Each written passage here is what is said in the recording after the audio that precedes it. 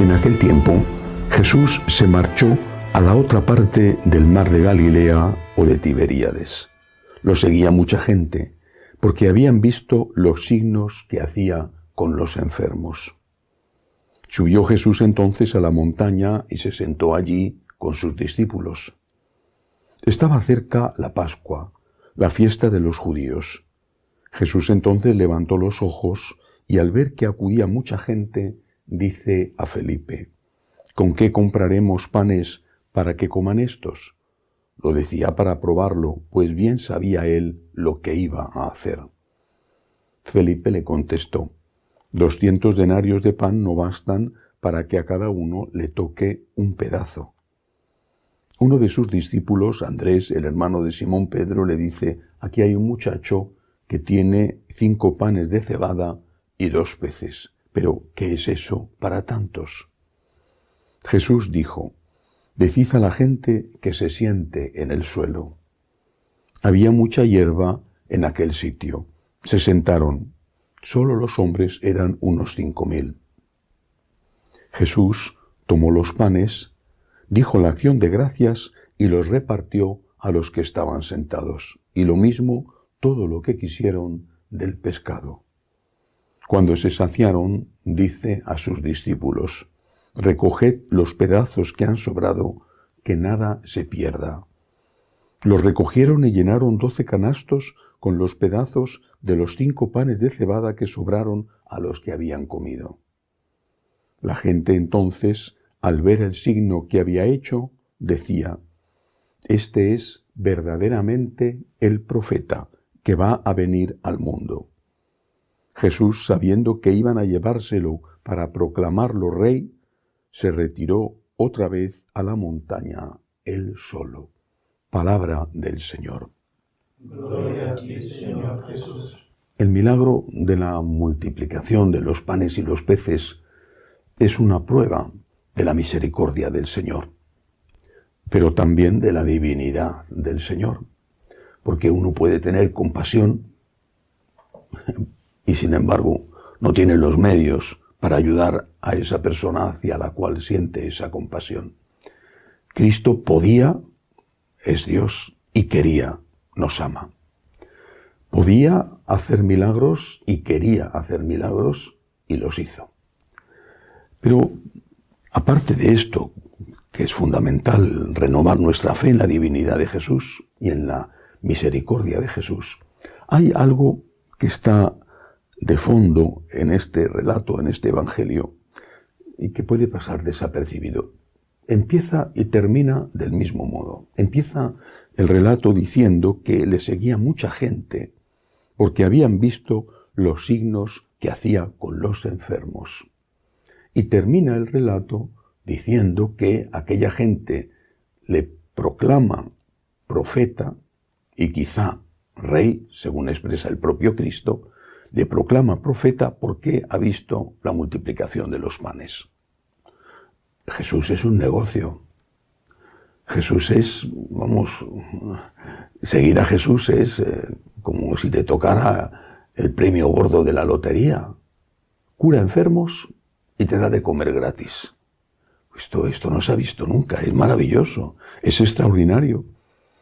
No hay enfermedad que se le resista y ya no tienes que trabajar. Ya no tienes que trabajar, o sea, con que uno haga un pan, ya ves, con que uno haga un pan ya come una multitud. Y con sacar un pescadito del lago, pues que se saca a lo mejor fácilmente, pues ya con eso también. Es extraordinario. Cura enfermos y te evita el trabajo. Vamos, hasta la comida te la dan hecha. La gente estaba loca con él, estaba entusiasmada. Le seguían todos. ¿Dónde estaba esta multitud en el Viernes Santo? ¿Dónde estaban? ¿Dónde estaban los que querían proclamarle rey? Cuando llegó la hora de defenderle ante sus enemigos. Es verdad que había distancia. Galilea no era Jerusalén,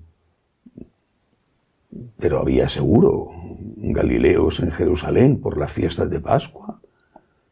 En el propio Jerusalén había hecho milagros. ¿Dónde estaban? Este es el problema, grave problema. ¿Por qué seguimos a Jesús? ¿Por qué seguimos a Jesús? Aunque es de autor desconocido y algunos lo atribuyen a San Juan de Ávila, en fin, y a otros autores, creo que esa respuesta queda perfectamente expresada en el soneto de No me mueve mi Dios para quererte el cielo que me tienes prometido. Ni me mueve el infierno tan temido para dejar por eso de ofenderte.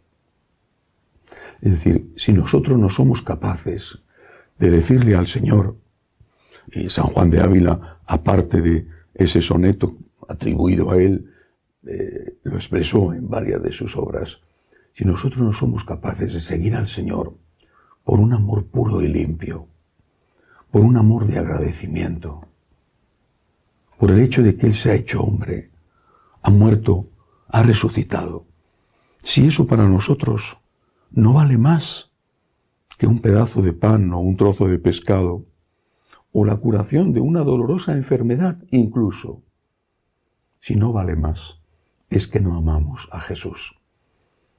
Estamos con Él solo por el interés.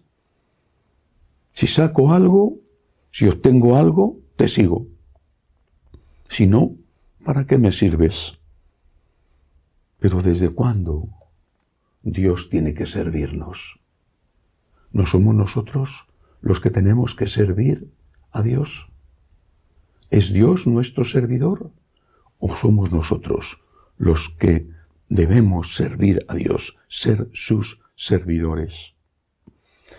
Todavía el Evangelio no acaba aquí, porque hay otra cosa, repito, que pasa desapercibida y que, sin embargo, es importantísima, porque dice el Evangelio que Jesús, sabiendo que iban a llevárselo para proclamarlo rey, se retiró otra vez a la montaña, él solo. Jesús se fue, solo. No huyó cuando los sicarios de los sacerdotes le cercaron en el huerto de los olivos. Se enfrentó a ellos con gallardía, sabiendo lo que iba a pasar. Incluso defendió a sus amigos. ¿A quién buscáis? A Jesús el Nazareno. Yo soy. Dejad marchar a estos. No huyó. En cambio ahora huye. ¿Por qué huye ahora? ¿De quién huye? De que le quieren proclamar rey y él no es un rey de este mundo.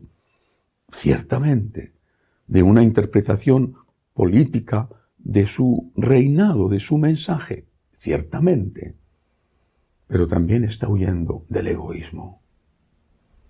Está huyendo de nuestra ingratitud. De una ingratitud que le hiela, que le daña. No deja de amarnos. Es imposible para un padre dejar de amar a sus hijos. Aunque sean hijos adolescentes que le hagan sufrir, es imposible. No deja de amarlos. Pero les da una lección y nos da una lección. El Señor se aleja de nosotros cuando ve que le seguimos solo para obtener algo de Él y no por agradecimiento y amor. Mucho más importante que curarte una enfermedad es abrirte las puertas de la vida eterna. Y mucho más importante que darte a comer un pedazo de pan es saber que vas a resucitar. Nosotros tenemos que acudir al Señor todos los días mostrando nuestras heridas. Él lo dijo, pedid y se os dará. Pero tenemos que acudir sobre todo dando gracias, especialmente por el amor que Él nos ha dado, por la vida eterna, sobre todo por eso. Una reflexión más. Con frecuencia sabemos que hay mucha gente que se ha alejado de la Iglesia y que se ha alejado de Dios. ¿De qué Dios se ha alejado? ¿Qué Dios le mostraron sus padres, sus catequistas, sus sacerdotes? ¿Qué Dios le mostraron? Porque si el Dios en el que creían, no digo que tuvieran culpa, pero el Dios en el que creían era este Dios, el Dios tapa agujeros, el Dios que resuelve los problemas. Y si la relación que tenían los que les transmitían la fe era una relación de egoísmo, de interés, no es de extrañar que se hayan alejado de ese modelo y de esa imagen de Dios. No digo que sea todo tan sencillo y que la vida sea un blanco y negro, porque los grises son de todo tipo de matices. Pero si enseñamos que Dios merece nuestro amor, que estamos con Dios no por hacer negocio, sino por gratitud, que tenemos que ir a misa a dar gracias, que nuestra oración tiene que ser en primer lugar un ofrecimiento, no en único lugar, pero sí en primer lugar una acción de gracias y un ofrecimiento. ¿Quién querrá alejarse del Dios bueno? ¿Quién querrá alejarse del Dios que ha dado la vida por ti? No ofendamos a Dios con nuestra ingratitud. Y sobre todo y además, no escandalicemos a aquellos que nos ven y en lugar de ver a personas creyentes, ven a personas interesadas. Que así sea.